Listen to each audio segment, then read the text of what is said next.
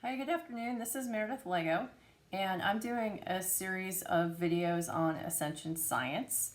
Most of the teachings that I have come from an ascended master who's basically ascended the need to reincarnate. His name is Hilarion, and essentially I connect with him through quantum entanglement.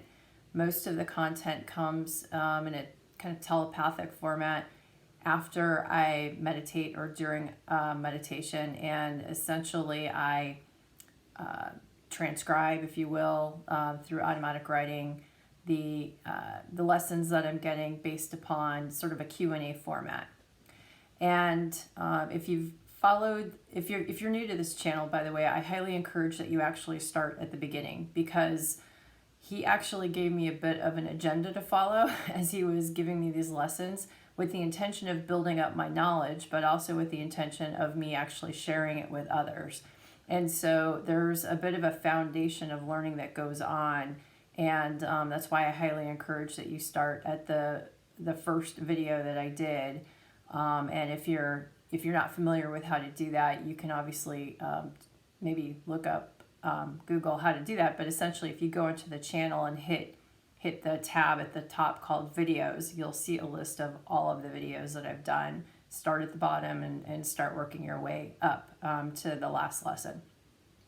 And they've started with content around the quantum field, working up to polarity, and getting into the concept of how it is that we select what we're trying to accomplish in each incarnation. Ultimately, what he was attempting to move me to, and then move you to, is better understanding the stages of ascension that we go through, or that our consciousness goes through. Now, we're about to get to that, but I've come to realize that there's been a lot of terms that have been thrown out in the previous videos, and I want to make sure that everybody's grounded on these terms. Because they're going to become more important as we get into the concept of stages of ascension that we'll get to in future videos. And I asked a question that had to do with explaining the differences between dimensions, let's say between the third dimension and the fifth dimension, because I understand that we're shifting to a higher dimensional frequency. And he came back by actually trying to explain the difference between dimensions and densities. And so I like to provide that content because I think it's a good grounding of some basic information that's good to know if you're starting to study this and on this path. So the first thing that he actually said was time is a constant, no beginning, no end, only now. So sometimes he'll just throw out these like statements that don't necessarily have to do with the topic, but they just kind of come out. Then he basically says there is a difference between dimensions and densities. Dimensions are states of consciousness based on the vibrational thoughts and feelings. Density is a level of physical manifestation. Both are tied to vibrational frequencies of the soul and energy in the four lower bodies. In other words, the physical, the mental, the emotional, and the etheric. This is why mastery must be in all four lower bodies. And that will be covered when we get into stages of ascension. So again, just to kind of recap, dimensions are sort of gradients or frequency of consciousness, and density, makes sense by the use of the word, is just a level, a different sort of gradation of energetic frequency in what we would think of as physical matter. So he goes on to say that a human in third dimension and fifth dimension can see each other. And the reason that he actually got into the concept of whether we could see each other or not is, I think with the question I was asking, I was just curious, like, okay, as we're raising our frequencies, can you actually see each other? And the reason that I was curious about that is that when you are, let's say, increasing when there's different vibrational frequencies going on, energy moves at very different rates. And so to explain this, I put together just a quick visual to help you understand if you didn't necessarily conquer this, let's say, in some of the science during high school or something like that. But a high vibrational frequency is going to be energy and, let's say, matter, because it can be at both states, that essentially is oscillating at a very high speed. And so it's usually seen or measured through sine waves, if you will. But, you can see that, it's essentially vibrating very fast. So, for example, if you have water that is boiling, it's vibrating very, very fast. The opposite is obviously low vibrational frequency, and this would be energy that's moving in a state that's just very low oscillation of vibration. And so, what you usually the way that you can measure the vibration is the time gap between, let's say, the different points of, let's say, the low point or the high point. I guess you could say either way, between the hertz that's going on with the energy in terms of its flows, how it flows. So again, it can be measured in hertz. So a low vibrational frequency is just going to have a longer time gap, if you will, between the low points between the wave patterns. Whereas obviously something that's vibrating high is going to be a very quick space or a quick time, if you will, between those oscillations. So that's that's the concept of vibration. And as an aside, you've got different sort of materials that, let's say, would be have different vibrational frequencies, even in our world, that we perceive as being very strong in physical matter. You've got different materials that vibrate at different frequencies. So, for example, you could look at it on the food scale. Is just one example. You've got, let's say, food that is closest to the source of the sun, that is, let's say, just pulled from the ground. Things like fruits and vegetables.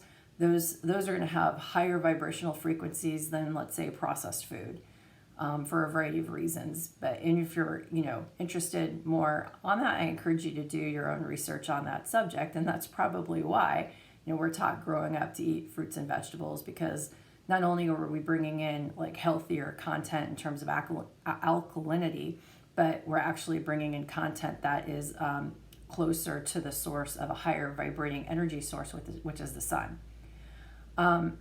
So the other thing that I was curious about is that when you start to, let's say, raise your vibrational frequency, does that impact your ability to actually visibly see energies or entities at different, let's say, dimensional frequencies? And at the time I was using the word dimension, but it sounds like here this might be more of the word density of vibrational frequencies, because those have more of an implication on matter. And the reason I was bringing that up is that, obviously there's like ghosts, for example.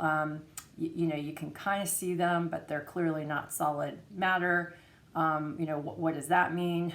And, certainly I've had experiences of seeing, other energies or other entities that are supposedly vibrating at a very high vibrational frequency.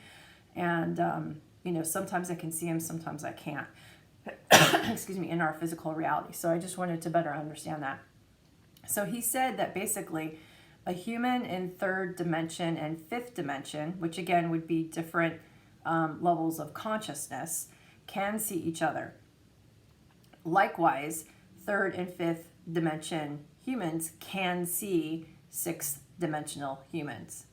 So again, because it's just a layer of consciousness, it has nothing to do with matter, so we're going to be able to see each other, but let's say the consciousness starts to increase. Fifth dimension and sixth dimension are simply operating at a consciousness that is more in unity consciousness, connected to all, flowing with love and compassion. There is a balance of energies between yin and yang, light and dark, male and female.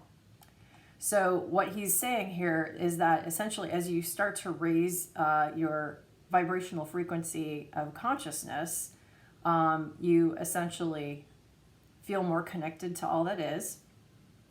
Or your dimensional consciousness will essentially vibrate because you're feeling more connected to all that is, and you start to, let's say, collapse in terms of not being so triggered by extreme polarized energies that are going on in your environment. So you start to seek more of the neutral point or the 0 point within, let's say, your emotional body, your mental body, your physical body.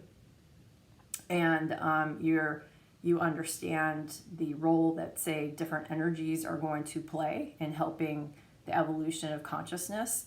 And oftentimes when you get to that place, you're acting more as an observer to the environment instead of always feeling that you need to be an active participant. And then lastly, the last thing, and this kind of goes back to some previous videos that I did on the concept of polarity, is that, and I also encourage you to watch a video that I did on gender energies, is that you've got a good balance of female and male energies. This is not associated with gender, but it's a balance between energies that basically can create empathy, intuition, love, compassion, and they're very balanced with, or passion would be another energy there, but they're also balanced with action orientation, logic, reason. So if you're sort of pulling in something and you have strong passion or drive or love towards it, you're then actioning it and you're not holding on to it. Likewise, if you're doing things in life that's very action oriented or very logical, you are also taking into consideration the whole as you're pursuing those actions. So you've got a good balance of those two energies. And going back to those videos, what he basically implied is that a good balanced human is going to have an equal proportion of both energies. Now, going on, he said that densities, on the other hand, are different gradients of physical vibration. So in this situation, when a human shifts to a higher density, those in the lower densities are no longer able to see the soul. Their cells are vibrating and spinning too fast. However, beings in higher densities can see beings in lower densities. They often have to work hard to lower their vibrational cell rate to do so, but it is possible. So I think this might be, trying to think of a good example here. Let's say, like a fan, for example. Let's say, a fan that you might have, like a metal fan that's going like this, or perhaps one that's kind of going over to your house or your, on the ceiling. Is that when it's going at a very low speed, you have the ability to see it, but when it picks up speed, you can't actually see each individual blade. And I imagine if it went even faster and faster and faster and faster, you probably wouldn't even see it at all. So that's the concept of, it still exists.